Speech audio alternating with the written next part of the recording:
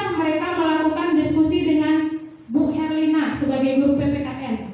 Nah, untuk muaranya akhirnya mereka harus membuat laporan, bisa berkonsultasi sama Pak Afrol dengan Bu Rita sebagai guru bahasa Indonesia. Nah, Bu Emma dan Pak Yus ini lebih ke materi biologinya, seperti itu. Nah, kemarin sudah kita lakukan ya Bu ya, 3 pekan itu kita menggali potensi awal anak, dengan berbagai sumber, dan sumbernya setelah 3 minggu kita adakan validitas ya Bu Erika kemarin ya, validitas data ya gitu ya. Nah, ini yang mereka lakukan secara holistik, artinya ada keterhubungan dari semua mapel di situ. Oke, lanjut. Nah, yang kedua ada kontekstual.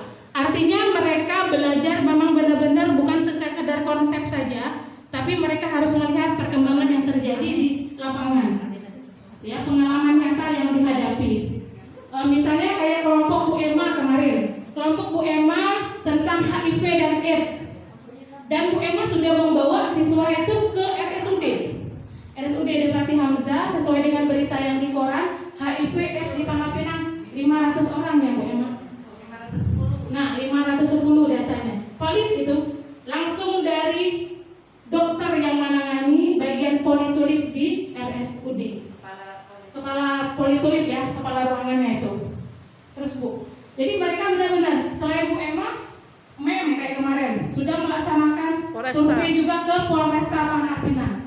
Jadi kita bikin surat, kita ajukan, kita mau kegiatannya hari apa, mereka datang cari data. Kemarin sama siapa Sama Bu Dewi ya, kepala unit ya, PPA. Iya, PPA.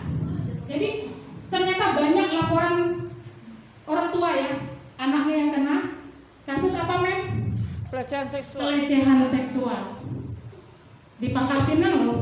Nah, itu kan artinya kita punya data valid gitu ya.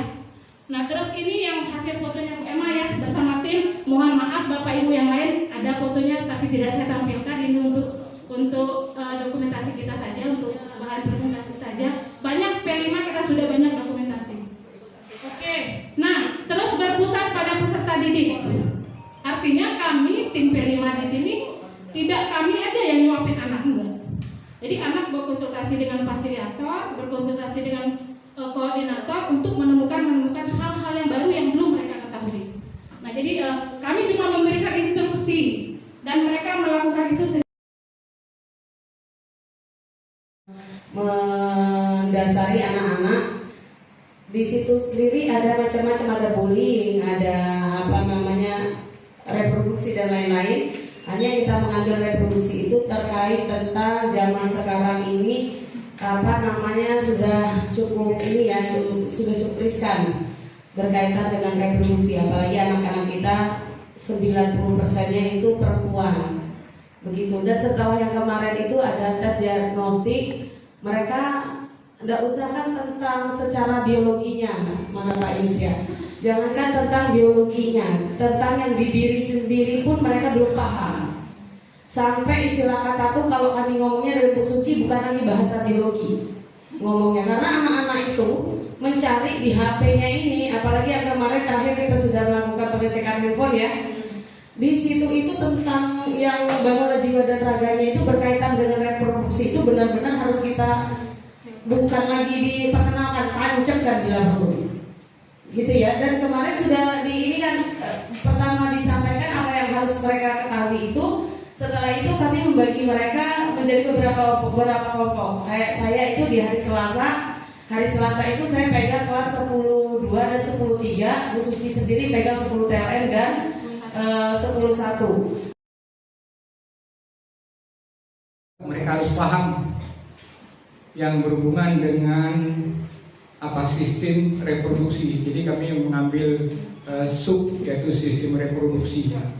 Jadi kami jelaskan kepada kelompok kelas 11 ke kelompok kelas 10.2 mengenai sistem reproduksi secara umum. Jadi P5 dahulu kami jelaskan, kemudian reproduksi. Nah, selanjutnya baru siswa itu mulai bekerja, dibagikan menjadi beberapa kelompok kecil lagi. Nah, untuk yang kami pegang ini adalah kelompok 2 yang terdiri dari 13 orang. dan mereka sudah berjalan sesuai dengan instruksi awal yang mana mereka sudah kita tentukan program-program setiap pertemuan. Tadi sudah